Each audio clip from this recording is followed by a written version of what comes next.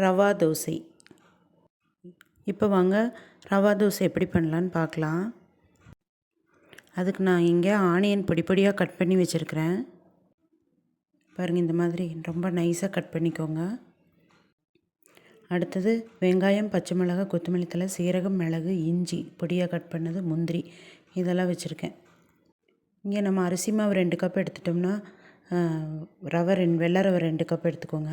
அதில் ஒரு 1/4 கப் கோதுமை மாவு அல்லது மைதா மாவு சேர்த்துக்கோங்க. உப்பு சேர்த்து இந்த மாதிரி நிறைய தண்ணி ஊற்றி கரைக்கணும். தண்ணியாட்டு இருக்கணும் மாவு. தயிர் 1/4 டம்ளர் சேர்த்துக்கோங்க.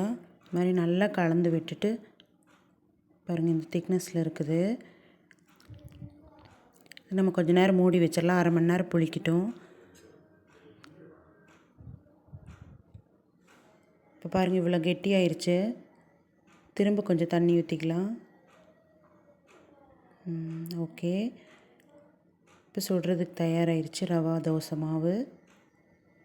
தண்ணி சேர்க்கும்போது கொஞ்சம் அதுக்கு தகுந்த மாதிரி உப்பு சேர்த்துக்கோங்க. முந்திரி உங்களோட இஷ்டம்தான், வேணும்னா போட்டுக்கலாம், இல்லைன்னா விட்டுடலாம். இதை மூடி வச்சு வேக வைக்க வேண்டியதில்லை. நான் மூடி வைக்கல, அப்படியே ஓப்பனாகவே தான் சுடுறேன். நல்லா கிறிஸ்பியாக வந்துச்சுங்க. நீங்களும் செஞ்சு பாருங்கள். ரவா தோசை ரெடி ஆயிடுச்சு. நீங்களும் இந்த மாதிரி அளவுகளோட ரவா தோசை செஞ்சு பாருங்கள். ரொம்ப நல்லா இருந்துச்சு, கிறிஸ்பியாக இருந்துச்சு. தேங்க்யூ.